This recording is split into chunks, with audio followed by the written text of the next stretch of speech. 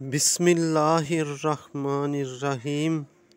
کتاب الخراج میں امام ابو یوسف بیان فرماتے ہیں کہ حضرت علی کرم اللہ وجہہ نے فرمایا، دلوں کی کچھ خواہشیں اور ملانات ہوتے ہیں، اور کسی وقت وہ بات سننے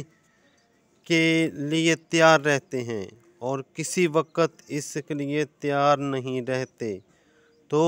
لوگوں کے دلوں میں ان میلانات کے اندر سے داخل ہو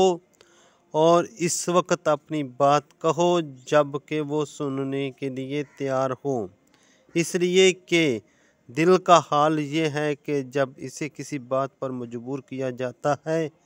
تو وہ اندھا ہو جاتا ہے، یعنی بات کو قبول کرنے سے انکار کر دیتا ہے۔ بہترین عالم وہ ہے جو لوگوں کو اپنی تقریر پر واز سے لوگوں کے اللہ کی رحمت سے مایوس نہیں کرتا، اور نہ اللہ تعالیٰ کی نافرمانی کے لیے انہیں رخصتیں اور راحتیں دیتا ہے،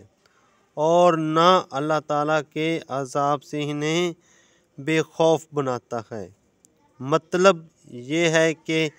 ایسے انداز میں تقریر نہیں کرنی چاہیے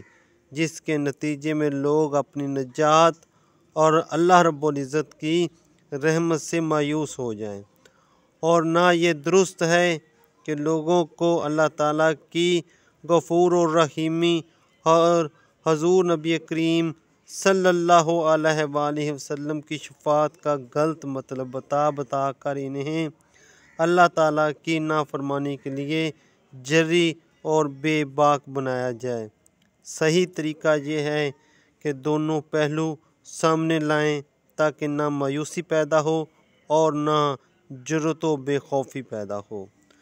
جو کچھ پڑھا اور سنا اللہ پاک اس پر عمل کرنے کی توفیق عطا فرمائے۔ وما علینا الا البلاغ المبین۔